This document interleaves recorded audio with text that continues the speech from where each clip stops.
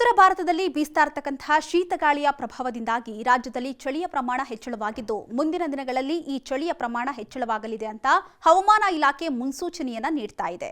ಹೌದು, ಸದ್ಯ ಜನವರಿ ತಿಂಗಳ ಸರಾಸರಿ ಕನಿಷ್ಠ ತಾಪಮಾನ 15.8 ಡಿಗ್ರಿ ಸೆಲ್ಸಿಯಸ್ ಇದೆ. ಆದರೆ ಮುಂದಿನ ವಾರದಲ್ಲಿ ಈ ಕನಿಷ್ಠ ತಾಪಮಾನ 10 ರಿಂದ 12 ಡಿಗ್ರಿ ಸೆಲ್ಸಿಯಸ್ನಷ್ಟು ಇಳಿಕೆಯಾಗಲಿದ್ದು ಕಳೆದ ಒಂದು ದಶಕದಲ್ಲಿಯೇ ಈ ವರ್ಷ ರಾಜಧಾನಿಯಲ್ಲಿ ಅತ್ಯಂತ ಕಡಿಮೆ ತಾಪಮಾನ ದಾಖಲಾಗುವಂತಹ ನಿರೀಕ್ಷೆ ಇದೆಯಂತೆ. ಅಂದಹಾಗೆ ಹವಾಮಾನ ಇಲಾಖೆಯ ದಾಖಲೆಯ ಪ್ರಕಾರ 1884ರ ಜನವರಿ 13ರಂದು ಬೆಂಗಳೂರಿನಲ್ಲಿ ಕನಿಷ್ಠ ತಾಪಮಾನ 7.8 ಡಿಗ್ರಿ ಸೆಲ್ಸಿಯಸ್ನಷ್ಟಿತ್ತು.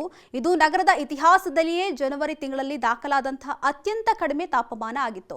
ಆ ನಂತರದಲ್ಲಿ 2012ರಲ್ಲಿ ಜನವರಿ 16ರಂದು 12 ಡಿಗ್ರಿ ಸೆಲ್ಸಿಯಸ್ ದಾಖಲಾಗಿತ್ತು. ಅದಾದ್ಮೇಲೆ 2019ರಂದು ಜನವರಿ 15ರಂದು 12.3 ಡಿಗ್ರಿ ಸೆಲ್ಸಿಯಸ್ ತಾಪಮಾನ ದಾಖಲಾಗಿತ್ತು.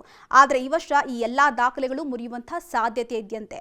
ಯಾಕಂದ್ರೆ ಈಗಾಗಲೇ ಬೆಂಗಳೂರಿನಲ್ಲಿ 2 ದಿನಗಳ ಹಿಂದೆ HAL ವಿಮಾನ ನಿಲ್ದಾಣದಲ್ಲಿ ಕನಿಷ್ಠ ತಾಪಮಾನ 12.6 ಡಿಗ್ರಿ, ನಗರದಲ್ಲಿ ಸರಾಸರಿ ತಾಪಮಾನ 14 ಡಿಗ್ರಿ ಸೆಲ್ಸಿಯಸ್ ವರದಿಯಾಗಿದೆ.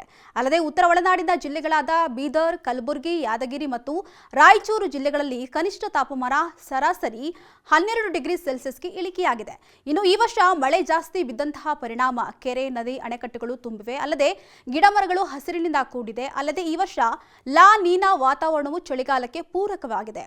ಈ ಪರಿಣಾಮದಿಂದಾಗಿ ಈ ವರ್ಷ ಚಳಿಯ ಪ್ರಮಾಣ ಹೆಚ್ಚಾಗಿ ಇರಲಿದೆ ಅಂತ ಹವಾಮಾನ ಇಲಾಖೆ ಹೇಳ್ತಾ ಇದೆ. ಅಲ್ಲದೆ ಸ್ವಚ್ಛ ಮೋಡ ಇರೋದ್ರಿಂದ ಮತ್ತು ಉತ್ತರದ ರಾಜ್ಯಗಳಿಂದ ತಂಪು ಗಾಳಿ ಬೀಸ್ತಾ ಇರೋದ್ರಿಂದ ಮುಂದಿನ 3-4 ದಿನ ನಗರದಲ್ಲಿ ಕನಿಷ್ಠ ತಾಪಮಾನವು 10 ರಿಂದ 12 ಡಿಗ್ರಿ ಸೆಲ್ಸಿಯಸ್ಗೆ ಇಳಿಕೆಯಾಗುವಂತಹ ಸಾಧ್ಯತೆ ಇದೆಯಂತೆ ಅಂತ ಹವಾಮಾನ ಇಲಾಖೆ ಹೇಳ್ತಾ ಇದೆ.